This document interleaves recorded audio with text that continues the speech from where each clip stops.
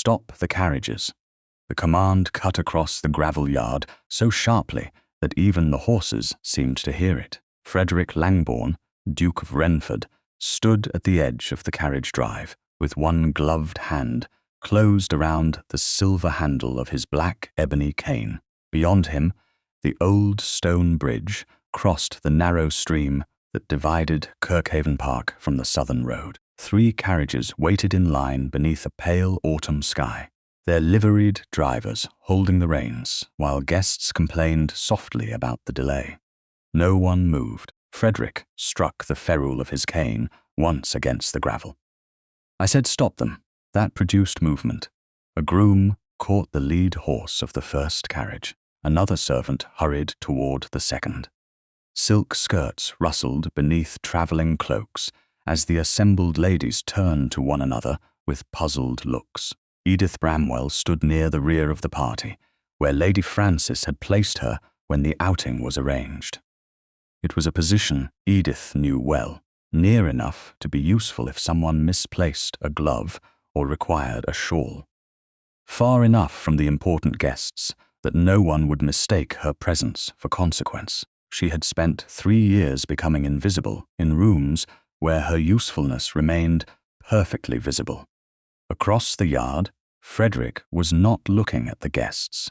He was looking at the bridge. His gaze traveled along the timber rail, then lower toward the dark ironwork bracing the near support. "Your Grace?" Lady Frances called. "Is something wrong?" "Yes." The answer was immediate. Lord Percival Langbourne stepped away from the first carriage. He was Frederick's elder cousin by 3 years, and possessed the sort of polished ease that made cruelty sound like concern. "With the bridge?" Percival asked. "With the support beneath the near span." Percival glanced toward it, then back at Frederick. "You can see that from here." "I can see enough." Several gentlemen exchanged looks. Edith felt the change before she heard it. Concern had lasted only a few seconds. Now came amusement. Frederick moved closer to the bridge entrance. His left leg did not bend easily. Each step required the cane to take part of his weight, but there was nothing uncertain in his direction. "Keep the horses back," he ordered. "No carriage crosses until the structure has been examined." One of the younger men gave a low laugh. Percival heard it. Of course he did. "Frederick," he said, lowering his voice in a way that ensured everyone could hear it. "We have crossed this bridge every autumn since we were boys. Then it has had many autumns in which to weaken.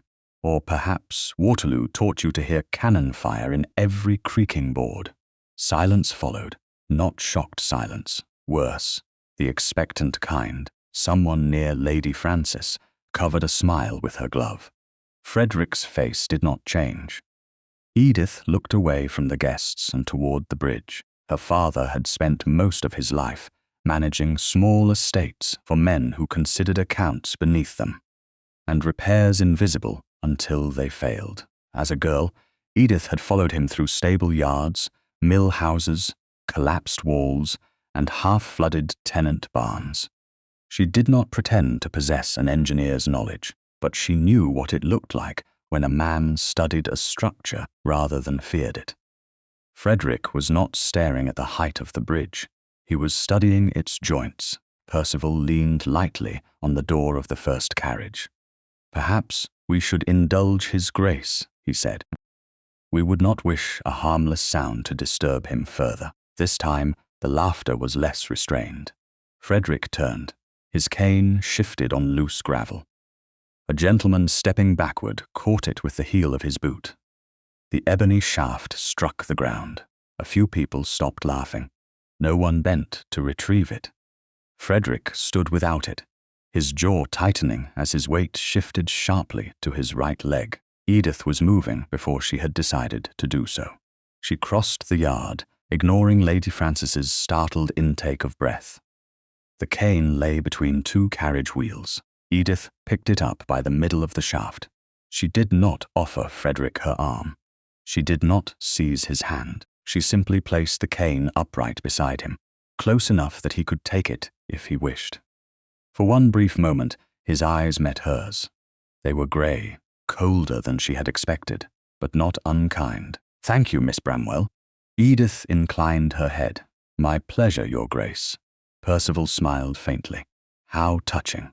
Edith turned toward him. That was another thing she had learned during her years of social exile. Once a woman had been thoroughly condemned as difficult, there was little advantage in pretending to be agreeable. She looked past Percival to the bridge.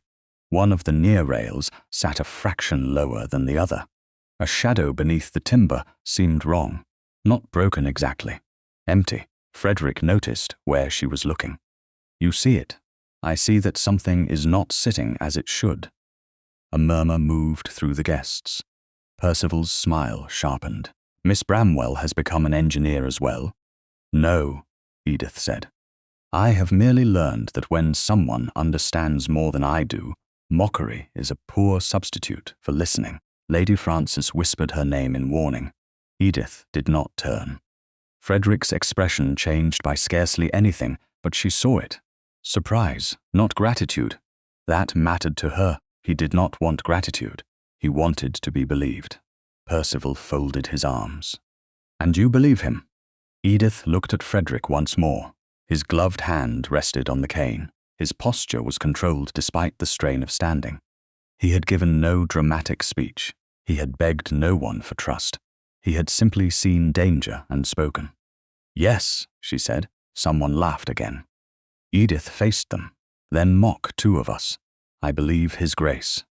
The yard went still. A young groom named Daniel had begun leading a pair of bay horses toward the first carriage. Edith saw him hesitate, caught between Percival's earlier gesture and Frederick's command. "Daniel," she called. The boy stopped. "Keep them back." Percival frowned. "Miss Bramwell, you have no authority over." "She does not require authority to repeat mine," Frederick said. His voice was quiet. That ended the argument. Daniel drew the horses back. At that same instant, farther ahead, a pair already harnessed to a light luggage wagon shied at the snapping of a loose strap. The wagon stood partly upon the bridge approach. The horses pulled backward. One wheel lurched. A deep wooden crack sounded beneath it. The near edge of the bridge dropped several inches. A lady screamed. The driver leaped aside as Frederick barked, "Back them slowly. Do not turn them." The grooms obeyed. Within moments, horses and wagon were clear. No one laughed now. Percival stared at the tilted boards. Frederick moved to the very edge of the approach and looked down beneath the rail. Edith remained several steps behind him. "What is it?" she asked. He did not answer immediately. Then he pointed with the tip of his cane toward the near support. "There should be an iron retaining pin through that bracket." Edith followed the line of his gesture. She saw the dark rectangular opening, empty. Frederick's face became very still. "Wood rots," he said. His gaze remained fixed on the vacant ironwork. "Iron may crack." Then he looked at Percival. But iron does not simply disappear. By noon, the bridge had been closed from both directions. Frederick gave the orders himself. 2 estate men were stationed where the southern drive narrowed, with instructions that no guest, servant, groom, or curious gentleman was to approach the damaged span until Thomas Greaves arrived from the village. Nothing beneath the bridge is to be moved. Frederick told the steward. Nothing cleaned. Nothing examined by anyone who does not know what he is looking at. "Yes, Your Grace, and send for Greaves at once." The steward bowed and hurried away. Percival remained nearby, one hand resting against the door of the first carriage. "You make it sound as though the bridge has committed treason." Frederick turned toward him. "The bridge has done nothing." Percival's smile thinned. "That is a rather dramatic distinction. It is also an accurate one." Frederick shifted his weight onto his ebony cane. The damp morning had stiffened his left leg, and the strain of standing so long showed in the controlled set of his mouth. He did not attempt to hide it, neither did he allow it to remove him from the matter. Edith noticed both things. She also noticed the young groom she had stopped earlier standing beside the bays, with his cap clenched in both hands. The head coachman had cornered him near the mounting block. You were responsible for the first team. Yes, Mr. Webb. You inspected the traces? Yes, sir. And the approach? Daniel swallowed. The road, sir, not underneath. Mr. Webb looked toward the damaged bridge. You were bringing the first carriage forward. I didn't know anything was wrong. Edith crossed the gravel before the accusation could become something harder to undo. He stopped the horses when His Grace ordered him to. The coachman turned. Miss Bramwell, if Daniel had ignored the warning, that would be a different matter. He did not. This concerns the estate staff. Then the estate should be especially careful not to punish the wrong person. Daniel stared at her, startled. Mr. Webb's face hardened. No one has spoken of punishment. You were approaching it. Miss Bramwell. Frederick's voice came from behind them. Edith turned. He had heard enough. Frederick looked at Daniel. What did you do after I ordered the carriages stopped? The groom straightened. Held the bays, Your Grace. Did you take them onto the bridge? No, Your Grace. Did you touch the support or any part of the ironwork this morning? No. Frederick nodded once, then returned to your duties. Daniel blinked. Yes, Your Grace. Frederick turned to Mr. Webb. No servant is to be blamed, dismissed, or disciplined until Greaves has examined the structure. Yes, Your Grace. The coachman bowed and led Daniel away. Edith watched them go. You believed him quickly. Frederick looked at her. I had no evidence that he lied. The simplicity of the answer unsettled her more than any gallantry might have done. Most people believed according to convenience. Frederick, it seemed, preferred facts. Lady Frances called from the terrace that a luncheon would be served early. Guests began moving back toward Kirkhaven Park, their failed excursion already turning into whispers. Edith followed several steps behind. Then something dark below the embankment caught her eye. She stopped. The object lay partly hidden in wet grass, several yards from the near bridge support. At first, she thought it might be a harness fitting. Then she saw its length, its thickness. Iron. Her pulse quickened. She stepped down the slope, only far enough to see clearly. She did not touch it. Your Grace. Frederick had begun toward the house. He turned at once.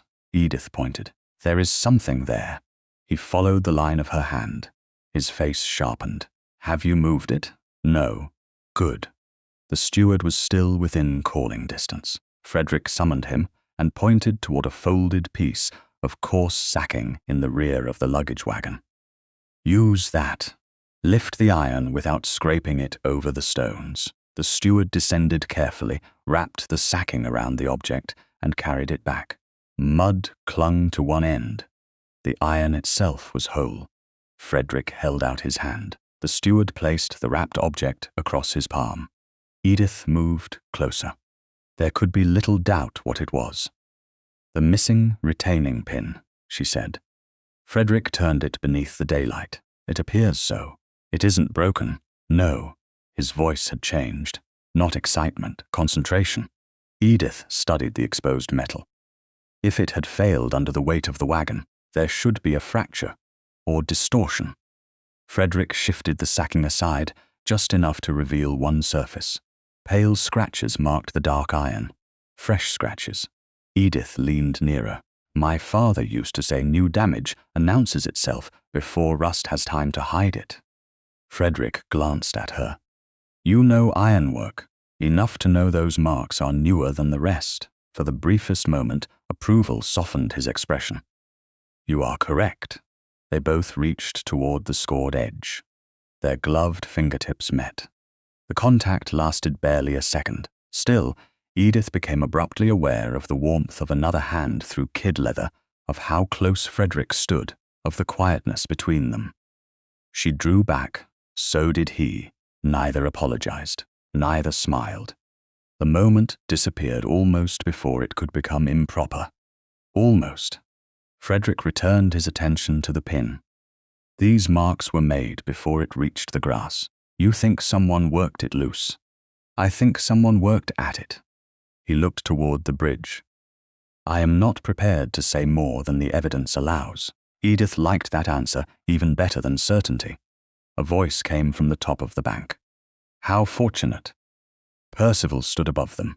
His gaze moved from Edith to the iron in Frederick's hand. The only woman who supported you now discovers precisely what proves you right.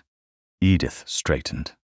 I discovered iron lying in wet grass, after making yourself rather conspicuous in Frederick's defense. Frederick's expression hardened. Careful, Percival. Percival raised his hands. I accuse no one. No, Frederick said. You imply, and let others do the accusing. Percival's smile remained, but something colder entered his eyes. Frederick handed the wrapped pin back to the steward. You will keep this until Greaves arrives. Yes, Your Grace. You will give it to him only in my presence. The steward nodded. Do not clean it. No, Your Grace. Percival gave a faint laugh. You cannot seriously believe someone deliberately removed it. Frederick looked at the intact pin, then at the fresh scoring. I believe it is whole. He glanced toward the empty bracket beneath the bridge. I believe it was found several yards from where it belonged. His gaze returned to Percival. And I believe iron does not acquire fresh tool marks by lying in grass. For a moment, Percival said nothing. Then he smiled again. You will have everyone in Derbyshire talking of sabotage by dinner. Frederick's expression did not change. I suspect someone already intends that. Percival looked at Edith, only for an instant, but Edith saw calculation there. The pin had not merely changed the question of why the bridge failed. It had changed the danger. Now there was evidence, and someone had already begun deciding whom that evidence should destroy.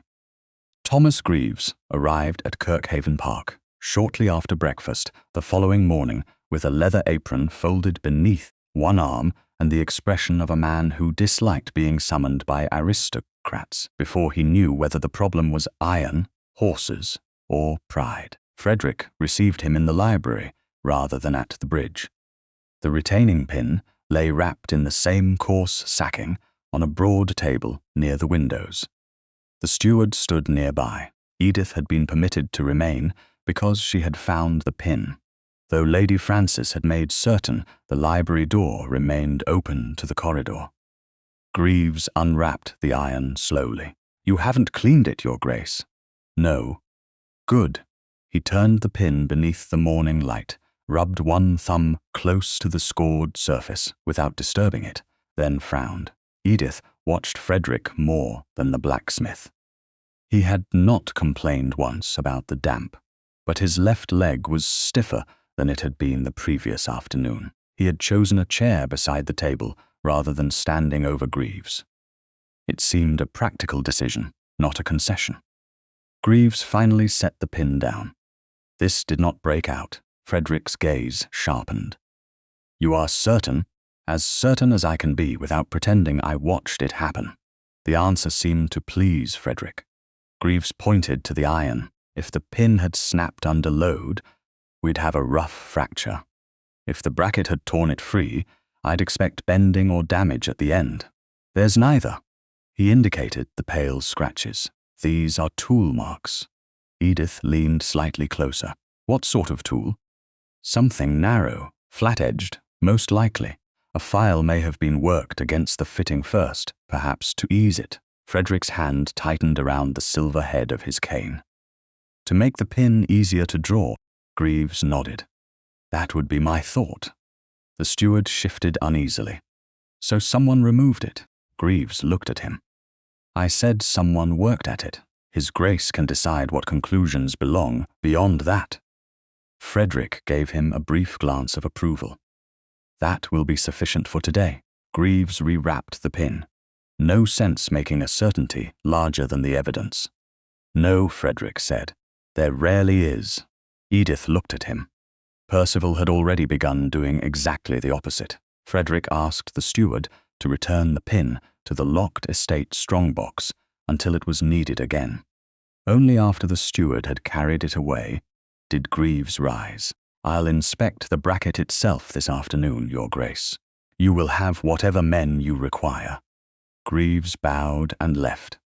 For several moments, the open library was quiet. Edith stood near the table. Frederick remained seated. "You knew what was wrong before anyone else did," she said. "I knew something was wrong." "That is not the same thing." "No." He looked toward the window.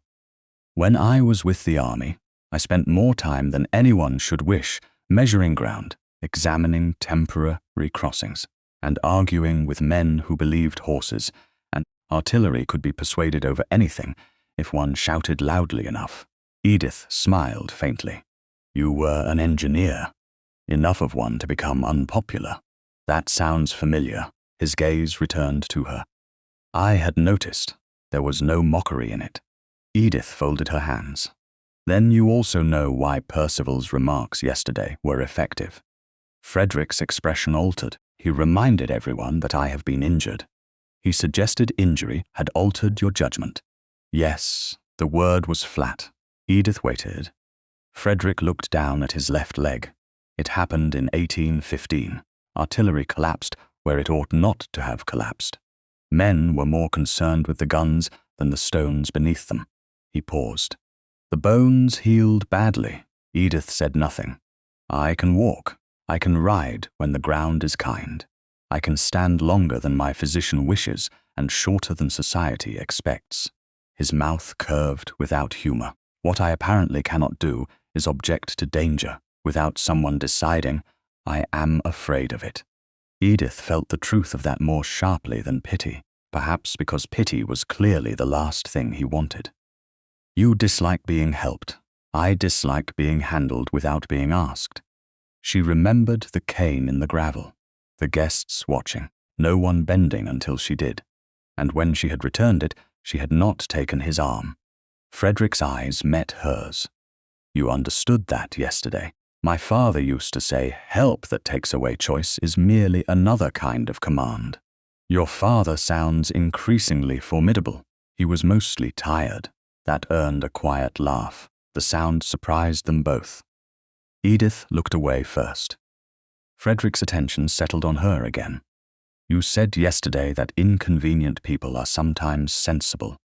"I believe you said that. Then tell me why Percival already dislikes your judgment." The question was too direct to evade gracefully. Edith could have offered something polite. She chose not to. 2 years ago, an estate worker was accused of damaging a stone wall after receiving instructions from Lord Percival. Frederick listened without interruption. "I was present when the instruction was given." Percival later claimed the man had acted alone. "And you contradicted him?" "Yes.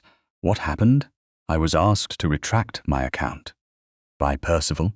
"By several people who preferred peace." Her smile held no amusement. "The worker kept his position.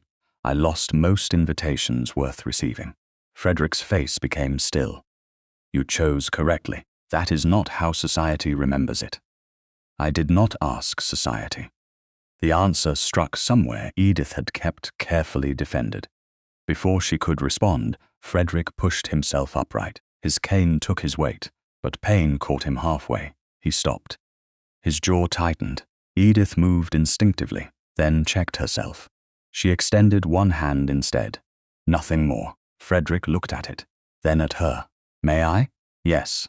His hand closed around hers. The contact was deliberate this time, not accidental, not hurried. Edith steadied him while he found his balance. His grip was firm but careful, and the simple fact that he had asked made the touch feel more intimate than anything uninvited could have been. When he was secure, he released her. "Thank you. You're welcome."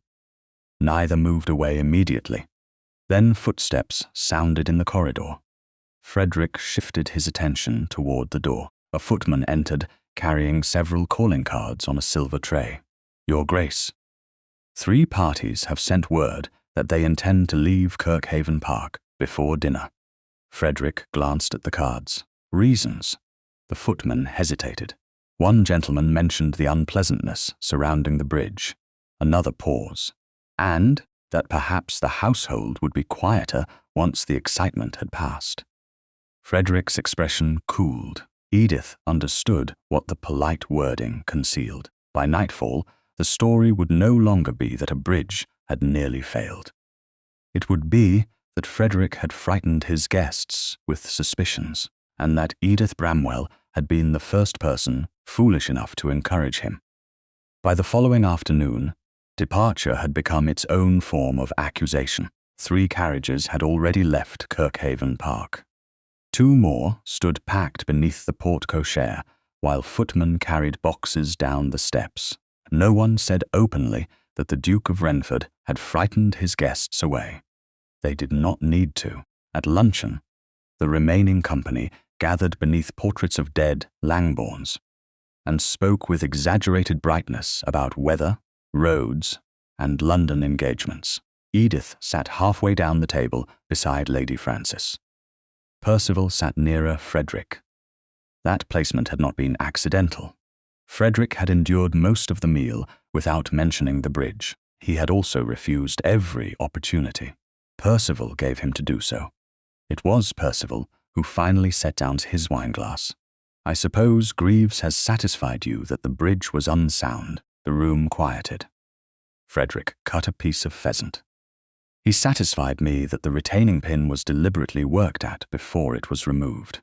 A woman near the end of the table stopped lifting her fork. Percival sighed. "There, that is exactly what I feared." Frederick looked up. "What did you fear? That an unfortunate structural failure would become a prosecution before we possessed anything resembling proof. We have not prosecuted anyone." "No, you have merely closed roads, questioned servants, summoned tradesmen, and stored pieces of iron-like state papers." A few guests looked down at their plates. Edith saw the tactic immediately. Percival no longer needed to argue that Frederick had been wrong. The bridge itself had destroyed that possibility.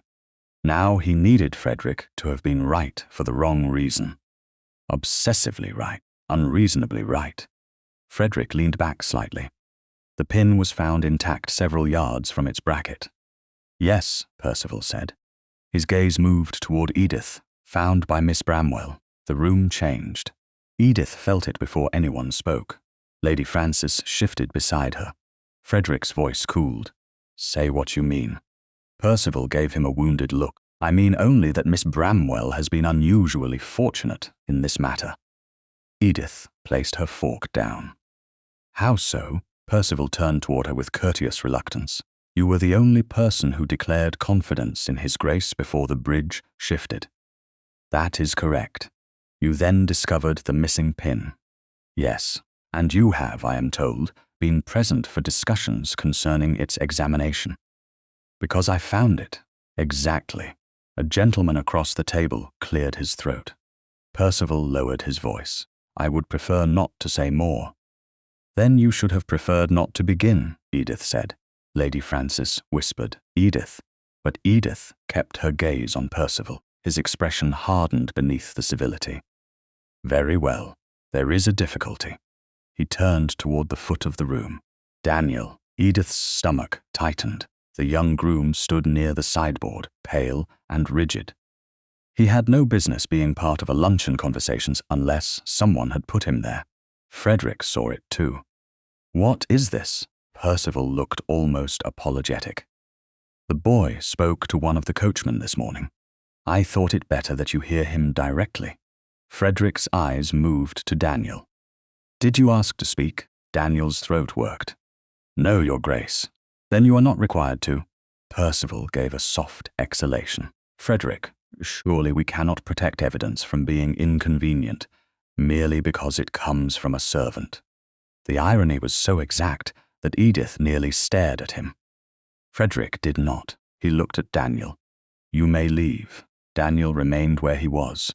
His eyes flicked toward Percival, then toward Edith. "I did see someone near the bridge, Your Grace." The room stilled. Frederick's face became unreadable. "When?" "Before dawn." "Yesterday." "Where?" "Near the south approach." "Who?" Daniel swallowed. "I couldn't see the face," Percival said gently. "But you saw clothing." Daniel's hands tightened. A dark cloak. Edith felt every eye turn toward her. She had worn a dark blue cloak the previous morning. Lady Frances knew it.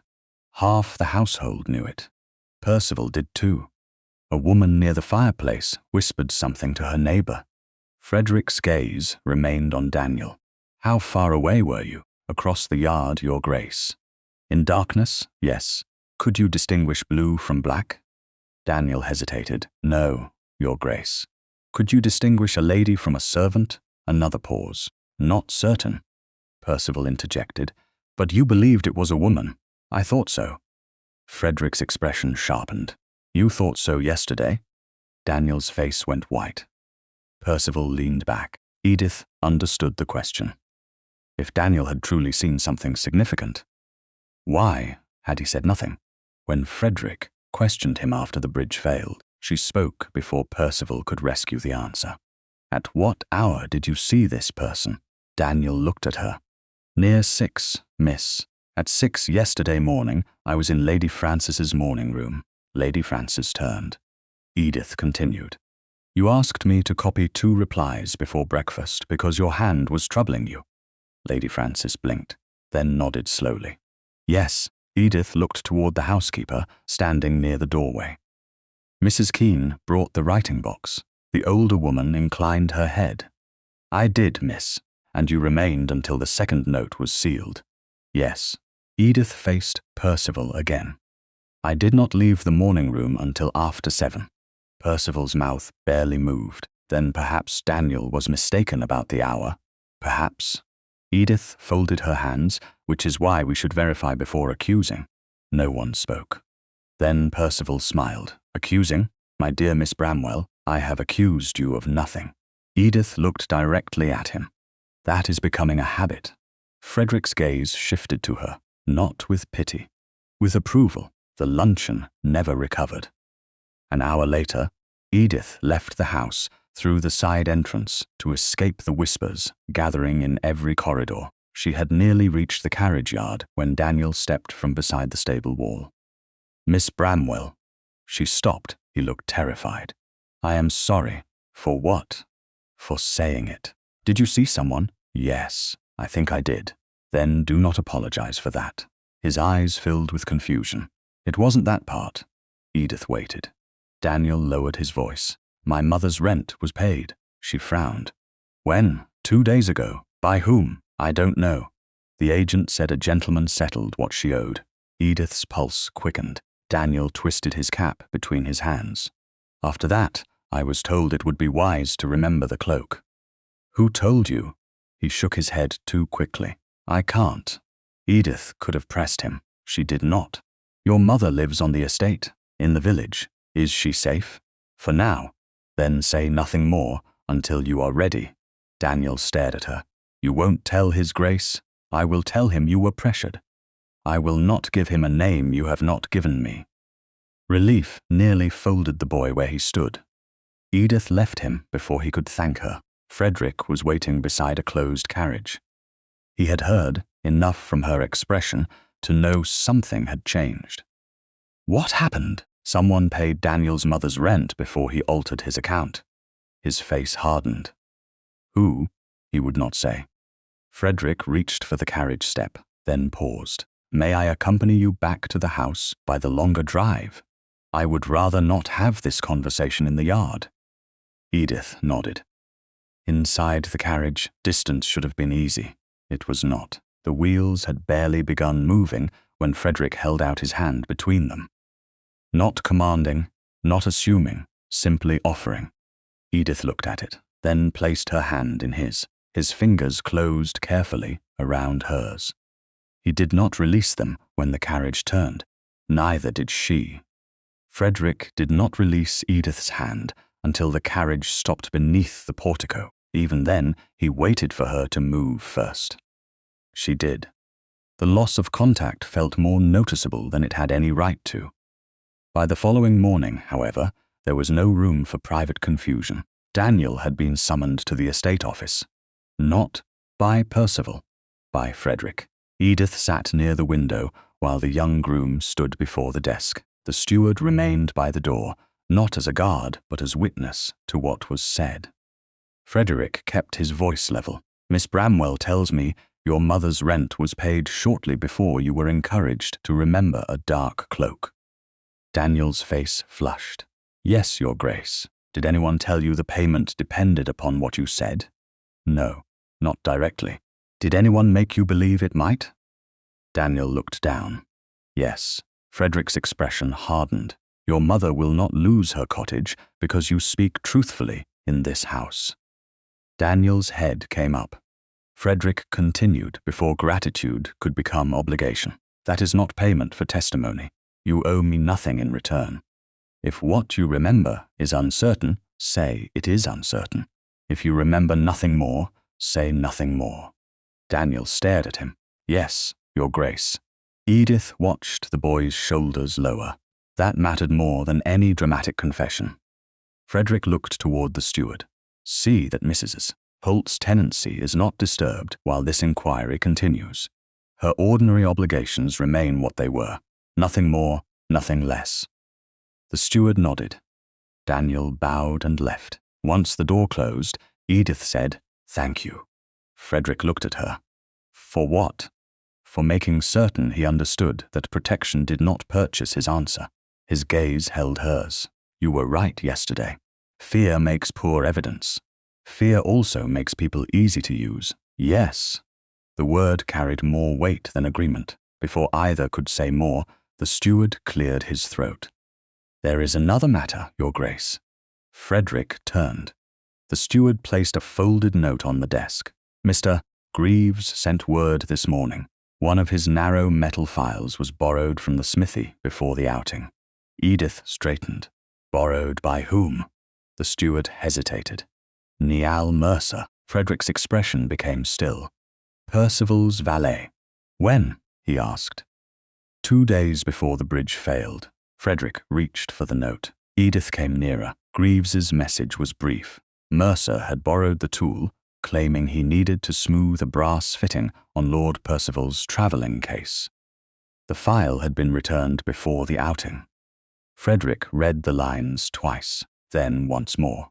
Edith said, "That is not proof he touched the pin." No, but it connects Percival's household to the sort of tool Greaves described. Yes, the restraint in Frederick's answer reassured her. He was not forcing certainty because he wanted it. The estate office door opened before the steward could speak again. Percival entered without invitation. Behind him came 2 older gentlemen of the Langbourne family and Lady Frances. Percival looked first at Edith, then at the paper in Frederick's hand. How industrious. Frederick folded the note. What do you want to prevent this household from becoming ridiculous? Lady Frances looked uncomfortable. One of the older gentlemen cleared his throat. Wrenford, perhaps the matter has gone far enough. Frederick leaned back slightly. The bridge was deliberately weakened. So Greaves believes, so the iron shows. Percival stepped farther into the room. And now Miss Bramwell has persuaded you to interrogate servants, examine rent accounts, and treat every household tool as evidence. Edith felt the insult beneath the wording. Frederick did too. You will leave Miss Bramwell out of it. Percival smiled. That may no longer be possible. The older gentleman beside him looked uneasy. Frederick, people are talking. They generally do. They are saying your judgment has become personal. There it was, not his leg this time, not Waterloo. Edith. Percival spread his hands. You have always been respected for discipline. Yet since Miss Bramwell placed herself beside you in the yard, every objection has become suspicious, every servant a witness, every coincidence a conspiracy. Frederick's face gave nothing away. Percival continued. A man may be influenced without realizing it, especially by someone who has made being disbelieved into the great injury of her life. Edith went cold. Frederick stood, too quickly. Pain caught in his left leg, visible only in the brief tightening of his jaw. He steadied himself with the cane. Percival noticed. Of course he did. Frederick's voice remained quiet. You are finished. Percival held his ground. Am I? Yes. You would risk the confidence of your family over her? Frederick looked at him for a long moment. Then he said, You misunderstand the risk. The room stilled. If I had crossed that bridge yesterday, Frederick said. The carriage might have gone on to a weakened span. Percival's eyes narrowed. If I had refused without visible proof, you and half this house would have called it fear. No one answered. Frederick's gaze moved over the others.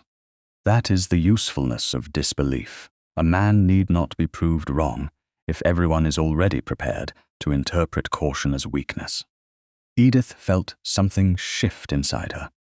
Frederick looked at Percival, and now that the bridge proved me right, you have changed the accusation. I am no longer frightened. I am manipulated. Percival said nothing. Frederick's hand tightened around the cane. What comes after that, I wonder? Lady Frances lowered her eyes. The older gentleman exchanged a glance. Percival smiled faintly. You are proving my point for me. He turned and left. The others followed more slowly. Lady Frances lingered, but whatever she wanted to say failed her. When the door finally closed, the silence felt different. Not peaceful, honest. Frederick remained standing. Edith could see the effort it cost him. You should sit. His mouth tightened. I know, but he did not move. Edith came closer, not enough to take his arm, enough to be heard without raising her voice. What he said was cruel. I have heard worse. That does not make it harmless. Frederick looked at the shuttered window. For several seconds, he said nothing. Then, very quietly, do you know what I fear most? Edith waited. Not falling. His voice roughened slightly. Not pain. He looked at her. That people decide what I mean before I speak. The confession was so unguarded that Edith's chest tightened. They see the cane, he continued, and choose the rest of the story themselves. Edith lifted her hand. She gave him time to see it coming. Then she rested her fingers lightly against his sleeve. Only his sleeve. Frederick went still. I have never believed a body determines a mind, she said. His eyes closed briefly. When they opened, the control was back, but not entirely. The steward knocked once and re-entered. Your Grace, there is one further detail from Greaves. Frederick looked toward him. The steward hesitated.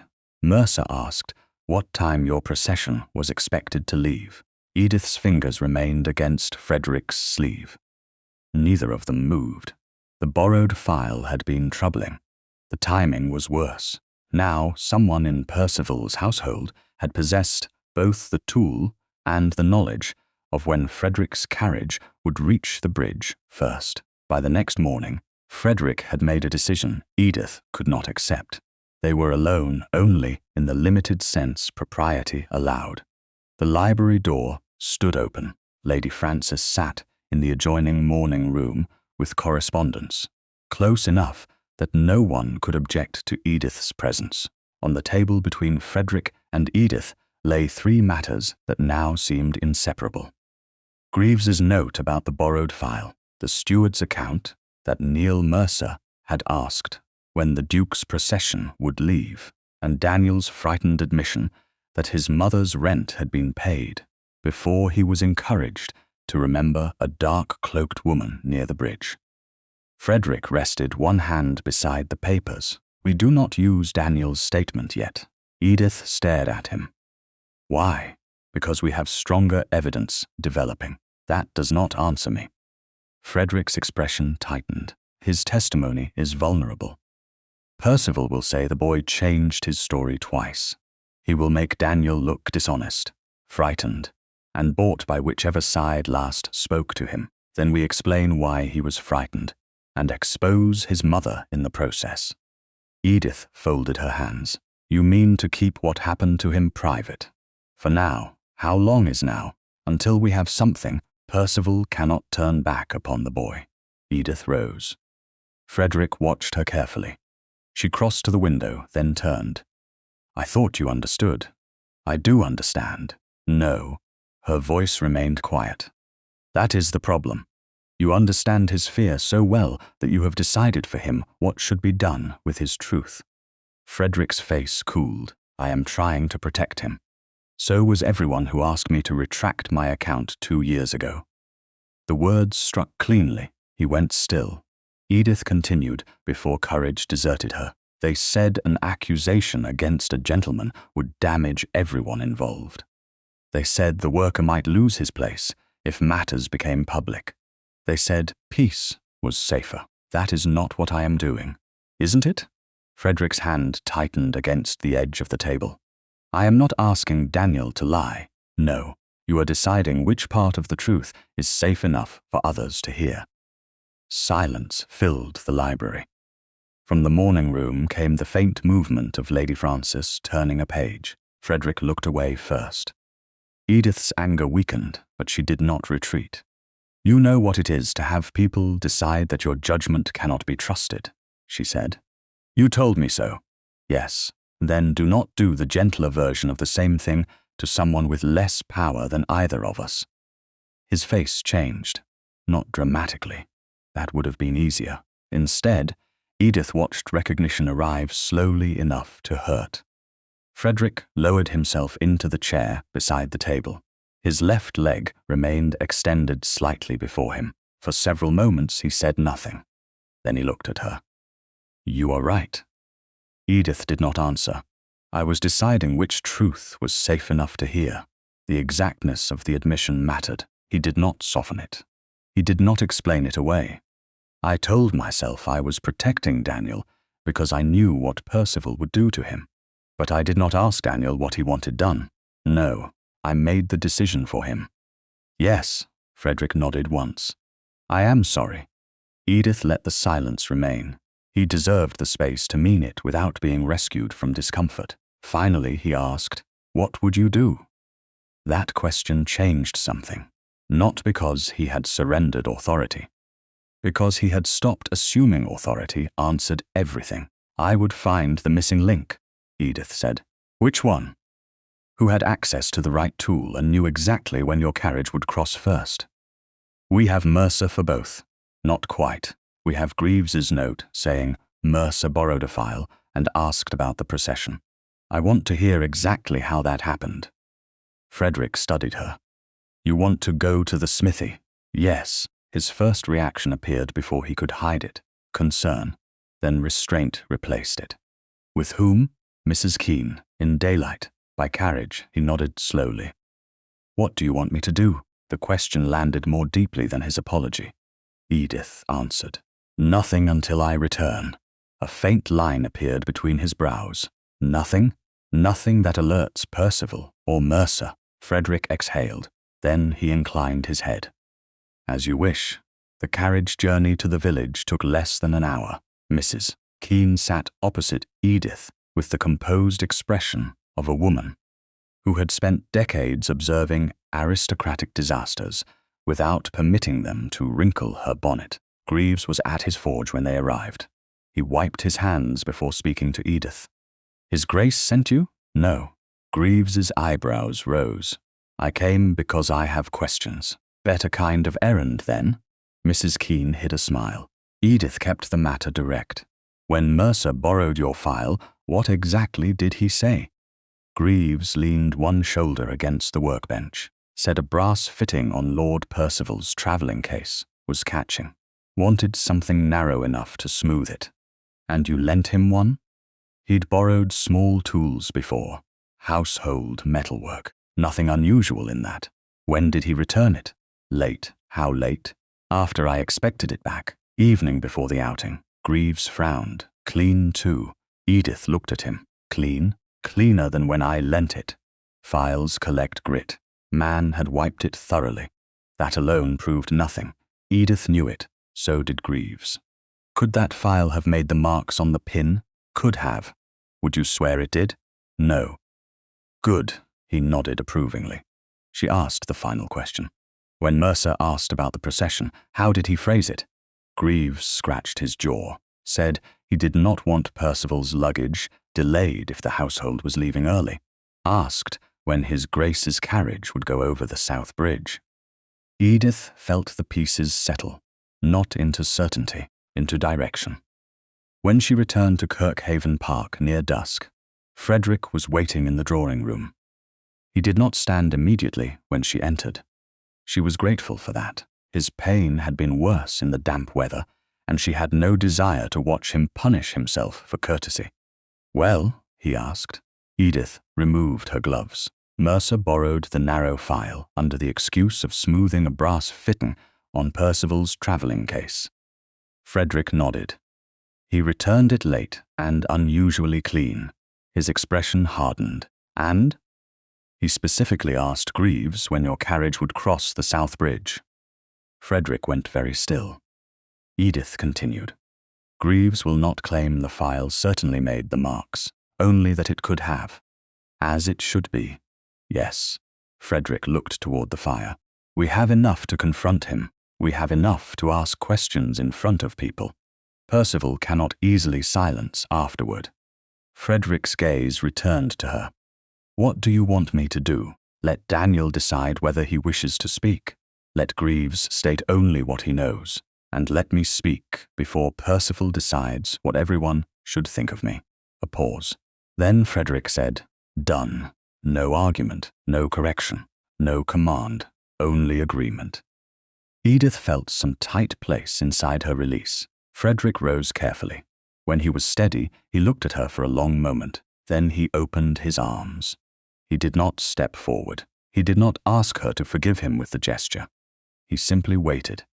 Edith crossed the distance herself. Her arms went around him. Frederick held her with a care that made the embrace feel stronger, not weaker. For several breaths neither spoke. Then Edith drew back. Before either could say more, footsteps sounded rapidly in the corridor. A footman appeared at the open door. "Your Grace, Lord Percival has requested the family and senior household gather in the Great Hall tomorrow morning." Frederick's expression hardened. "For what purpose?" The footman hesitated. "He says he intends to answer the accusation that you are persecuting your heir." By 10 the following morning, the Great Hall at Kirkhaven Park had ceased to resemble a family room. Frederick had refused to allow it to become a court. There were no formal charges read aloud, no solicitor seated with documents, no theatrical arrangement of witnesses. Only the people who already had a direct connection to what had happened. Lady Frances, 2 senior Langbourne relatives, the steward, Thomas Greaves, Daniel, several household representatives, Percival, and Edith. Frederick stood near the hearth with his cane beside him. Percival stood opposite. The distance between them was not large. It felt enormous. "I requested this gathering," Percival began, "because matters have gone beyond an unfortunate disagreement concerning an old bridge." Frederick said nothing. Percival looked around the hall. "My cousin has allowed suspicion to become persecution. Servants have been questioned.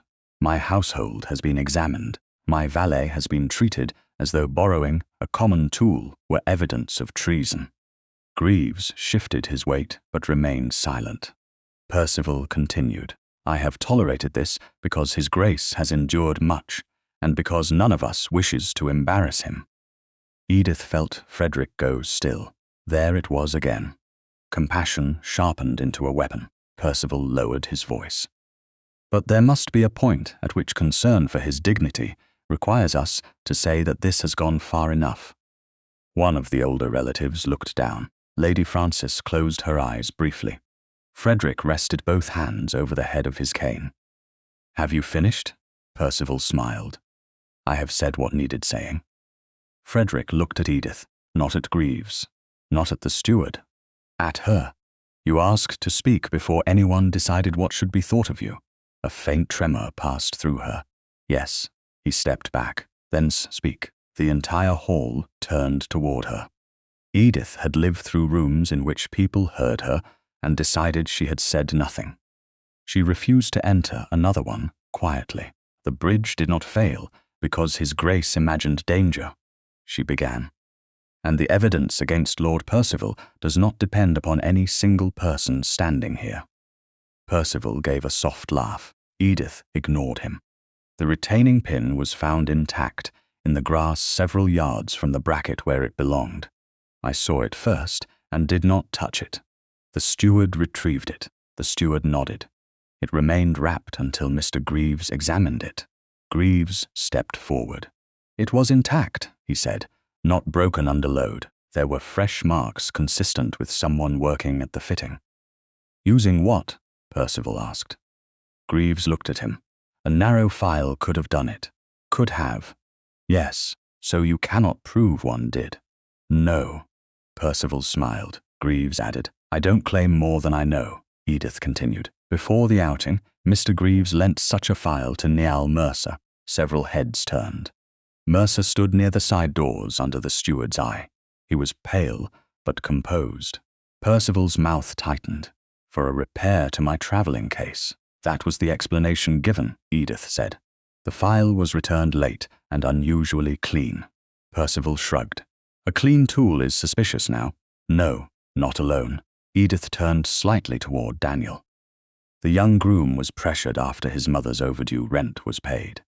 Daniel swallowed. Frederick spoke quietly. You may remain silent if you wish. Daniel looked at him, then at Edith. I want to speak, Your Grace. Frederick nodded. Daniel took one step forward. A man came to my mother's landlord, paid what was owing. Afterward, I was told it would be wise if I remembered more about the person I saw near the bridge. Percival's expression sharpened. By whom? Daniel hesitated. Mr. Mercer spoke to me. The hall changed. Mercer looked toward Percival. Percival did not look back. Edith continued before the moment could become spectacle. Daniel's payment alone proves nothing about the bridge. The file alone proves nothing about the bridge. The pin alone proves deliberate interference, but not who ordered it. She let the words settle. But together, they tell us where to look. Percival's jaw tightened. Edith faced Mercer. You borrowed Greaves's file. Yes. You asked what time His Grace's procession would leave. Mercer said nothing. Greaves answered instead. He did. Edith kept her gaze on Mercer. And you knew the Duke's carriage would cross first. Mercer's face had begun to lose colour. Percival stepped forward. This is absurd. A valet may ask about travel arrangements without committing sabotage. Yes, Edith said, which is why no one has yet asked Mr. Mercer to confess to anything. That silenced him. Frederick spoke then. Mercer. The valet looked at him. You are not required to invent certainty. Say what happened. Mercer's eyes moved toward Percival again. For the first time, fear replaced calculation. I was told to loosen it. Lady Frances made a small sound. Percival went rigid. Mercer continued. Not remove it entirely. Loosen it enough that the bridge would shift when the carriage crossed. Percival's face whitened. You liar. Mercer flinched. Frederick's voice cut through the hall. Who told you? Mercer stared at the floor. Lord Percival. A stunned silence followed. Percival took a step toward him. I told you no such thing. Mercer looked up sharply. You said it should move beneath His Grace's carriage. Percival's voice rose. I said nothing about destroying the bridge. Mercer swallowed hard. You said it should make him lose his nerve before everyone. No one moved. Frederick's expression became almost unreadable. Mercer spoke faster now. You wanted the pin loosened. I pulled it free. I thought a greater shift would make the effect certain. Percival rounded on him. You exceeded anything I ordered. The words escaped too quickly. The hall heard them. So did Percival. His face changed. Frederick looked at him. You never ordered murder. Percival seized on the phrase. No, only the deliberate weakening of a bridge intended to carry horses, servants, guests, and my carriage. I never intended anyone to die. No, Frederick said. You intended fear. Percival's mouth opened.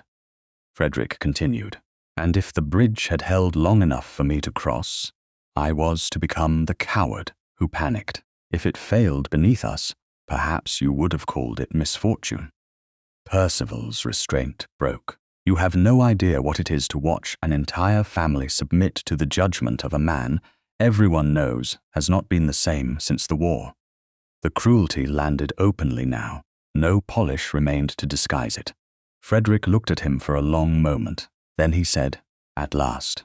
Percival frowned. At last you have said plainly what you have spent months teaching everyone else to imply. Frederick turned to the steward. Lord Percival is removed from every estate responsibility presently held in my name. He will have no authority over tenants, accounts, servants, repairs, or household appointments. Percival stared at him. You cannot strip me of my birth. I have not. Frederick's voice remained level. I am stripping you of my trust. One of the senior relatives stepped forward, and ours, the second, nodded. Percival looked around the hall. No one came to his defense. Frederick continued. The pin, Greaves's account, Daniel's statement, the rent payment, and Mercer's admission will be put in writing and sent to the local magistrate. Percival laughed once, without humor. You would deliver your own heir to a magistrate. I would deliver evidence concerning a dangerous act. Percival looked at Edith. Hatred entered his expression. She met it without lowering her eyes. Then he left. No one tried to stop him. The silence afterward was less dramatic than Edith expected. Perhaps truth rarely sounded as grand, once spoken aloud as lies did while growing. Lady Frances approached her first. Edith. Edith turned. Lady Frances's face was pale.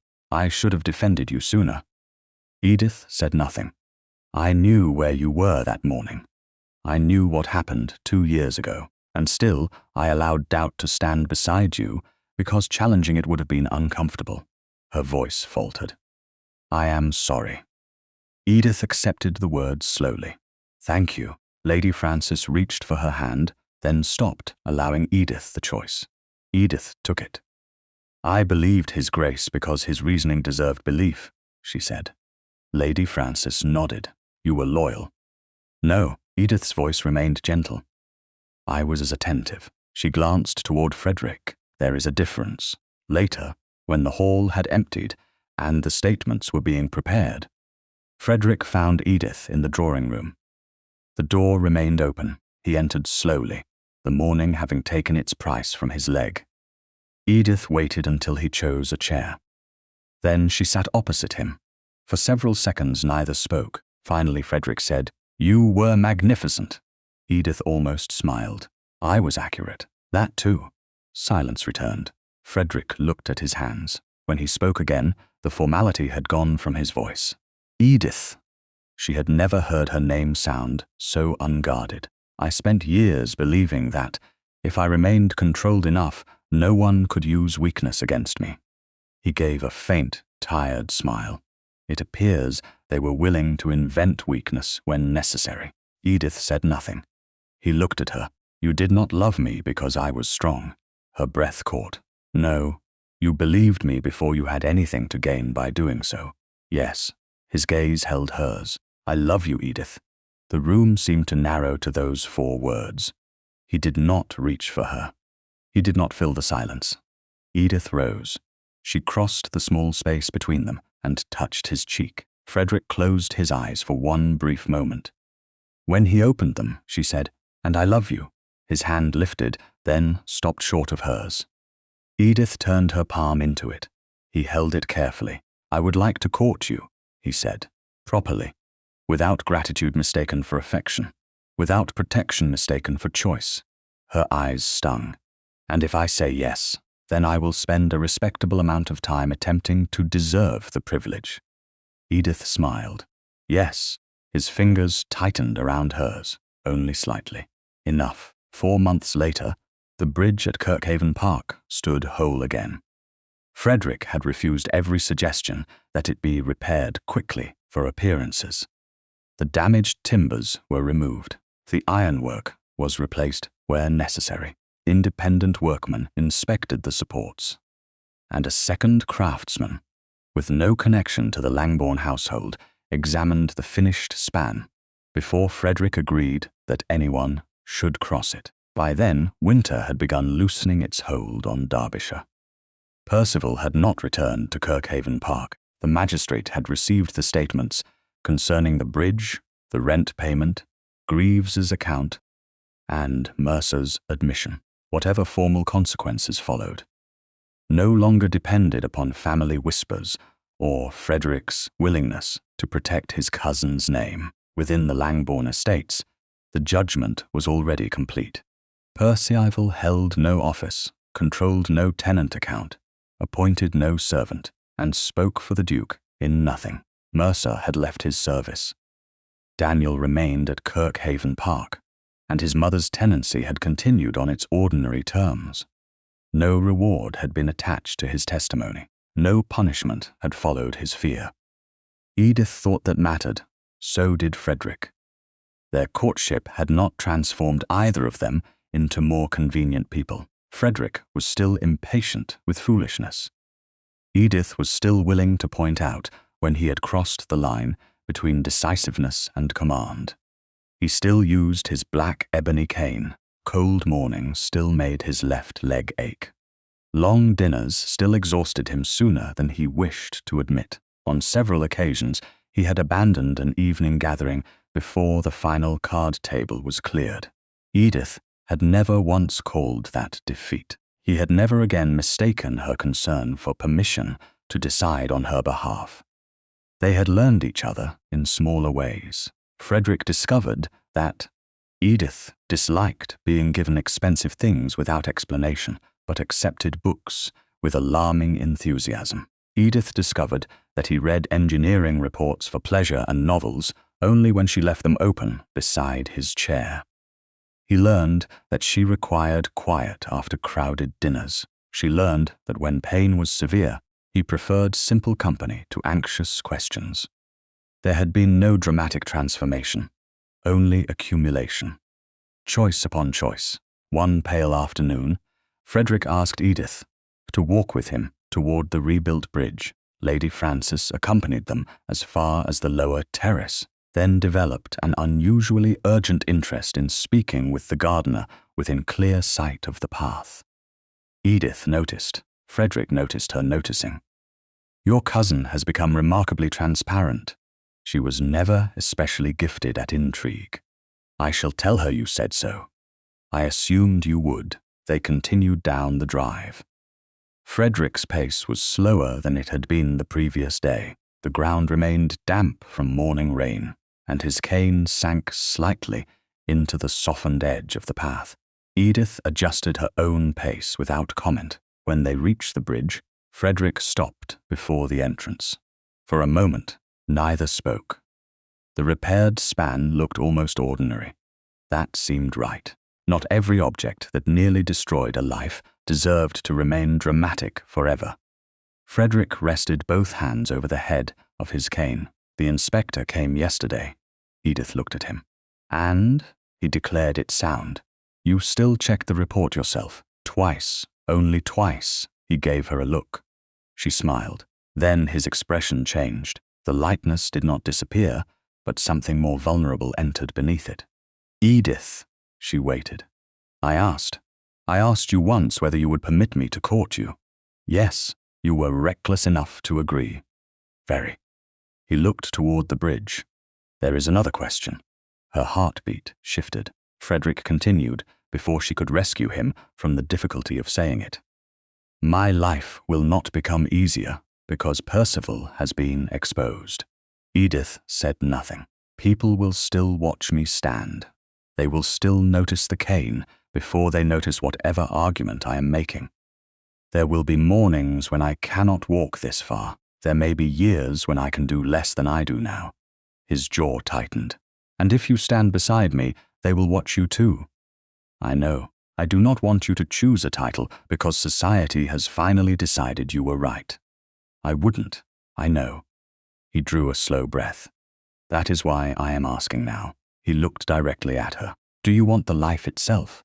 There was no audience, no accusation, no frightened servant, no cousin waiting to twist her answer, only Frederick and her own freedom. Edith stepped closer. "Yes." His eyes searched hers. "The whole of it? The whole of you?" Something in his face gave way, not weakness. Relief. Edith continued softly. "I loved you before the bridge was repaired. I did not imagine that meant your leg would be." A rough laugh escaped him. "I should hope not." "I love you, Frederick." He looked at her as though the words had not become less astonishing because she had said them before. "I love you." His hand lifted, then stopped. The pause was familiar now, precious because it was familiar.